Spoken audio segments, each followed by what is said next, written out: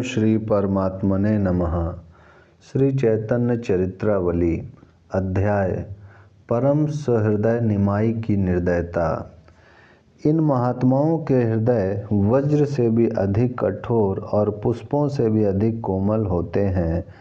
ऐसे इन असाधारण लोकोत्तर महापुरुषों के चरित्रों को जानने में कौन पुरुष समर्थ हो सकता है। पता नहीं भगवान ने विषमता में ही महानता छिपा रखी है क्या। महा तो महीयान भगवान भी कह जाते हैं। निराकार होने पर भी प्रभु साकार से दिखते हैं। अकर्ता होते हुए भी संपूर्ण विश्व की उत्पत्ति, स्थिति और प्रलय के एकमात्र कारण वे ही कहे जाते हैं। अजन्मा होने पर भी उनके शास्त्रों में जन्म कहे और सुने जाते हैं। इस प्रकार की विषमता में ही तो कहीं ईश्वरता छिपी हुई नहीं रहती। महापुरुषों के जीवन में भी सदा ऐसी ही विषमता देखने में आती है। मर्यादा पुरुषोत्तम भगवान श्री राम के संपूर्ण चरित्र को पढ़ जाइए, उसमें स्थान स्थान पर भारी विषमता ही भरी हुई मिलेगी। में विषमता का भारी भंडार ही है। अत्यंत सुकुमार होने पर भी राम भयंकर राक्षसों का बात की बात में वध कर डालते हैं। तपस्वी होते हुए भी धनुष बाण को हाथ से नहीं छोड़ते। मैत्री करने पर भी सुग्रीव को भय दिखाते हैं। संपूर्ण जीवन ही उनका विषमतामय है। जो राम अपनी माताओं को प्राणों से भी प्यारे थे, जो पिता की आज्ञा को कभी नहीं टालते थे, जिनका कोमल हृदय किसी को दुखी देख ही नहीं सकता था, वे ही वन जाते समय इतने कठोर हो गए कि उन पर माता के वाक्य बाणों का, उनके अविरत बहते हुए अश्रुओं का, पिता की दीनता से की हुई प्रार्थना का, विलखते हुए नगरवासियों के करुण क्रुदन का, तपस्वी और ऋत्विज वृद्ध ब्राह्मणों के हंस के समान श्वेत बालों वाली दुहाई का, राज कर्मचारी और भगवान वशिष्ठ की भांति भांति की नगर में रहने वाली युक्तियों का तनिक भी असर नहीं पड़ा।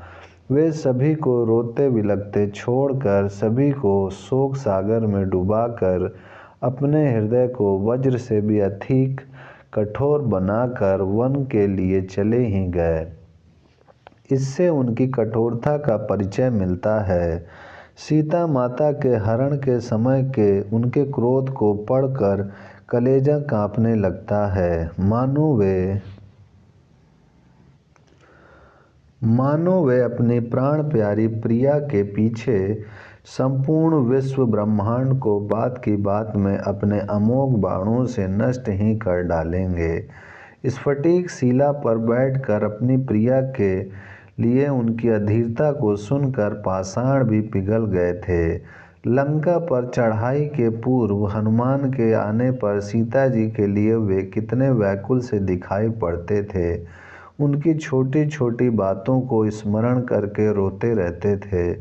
उस समय कौन नहीं समझता था कि सीता को पाते ही ये एकदम उन्हें गले से लगाकर खूब रुदन ना करेंगे और उन्हें प्रेम पूर्वक अपने अंक में ना बिठा लेंगे। किंतु रावण के वध के अनंतर उनका रंग ही पलट गया। सीता के सामने आने पर उन्होंने जैसी कठोर, कड़ी और अकथनीय बातें कह डाली, उन्हें सुनकर कौन उन्हें सहृदय और प्रेमी कह सकता है। यथार्थ में देखा जाए तो यही उनकी महत्ता का द्योतक है। जिसे हम प्राणों से भी अधिक प्यार करते हैं, यदि उसके परित्याग करने का समय दैवात आकर उपस्थित हो जाए, तो बात की बात में हंसते हुए उसे त्याग देना, इसी का नाम तो यथार्थ प्रेम है। जो दृढ़ता के साथ स्वीकार करने की सामर्थ्य रखता है, उसमें त्याग की भी उतनी ही अधिक शक्ति होनी चाहिए। भक्तों के साथ महाप्रभु का ऐसा अपूर्व प्रेम देखकर कोई स्वप्न में भी इस बात का अनुमान नहीं कर सकता था कि ये एक दिन इन सब को त्याग कर भी चले जाएंगे। वे भक्तों से हृदय खोलकर मिलते, भक्तों के प्राणों के साथ अपने प्राणों को मिला देते, उनके आलिंगन में, नृत्य में, नगर भ्रमण में, ऐश्वर्य में, भक्तों के साथ भोजन में, सर्वत्र ओतप्रोत भाव से प्रेम ही प्रेम भरा रहता।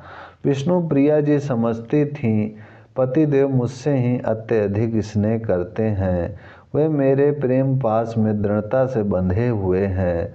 माता समझती थी निमाई मुझे छोड़कर कहीं जा ही नहीं सकता, उसे मेरे बिना एक दिन भी तो कहीं रहना अच्छा ही नहीं लगता। दूसरे के हाथ से भोजन करने में उसका पेट ही नहीं भरता। जब तक मेरे हाथ से कुछ नहीं खा लेता तब तक उसकी तृप्ति ही नहीं होती। इस प्रकार सभी प्रभु को अपने प्रेम की रज्जू में दृढ़ता के साथ बंधा हुआ समझते थे, किंतु वे महापुरुष थे, उनके लिए यह सब लीला थी।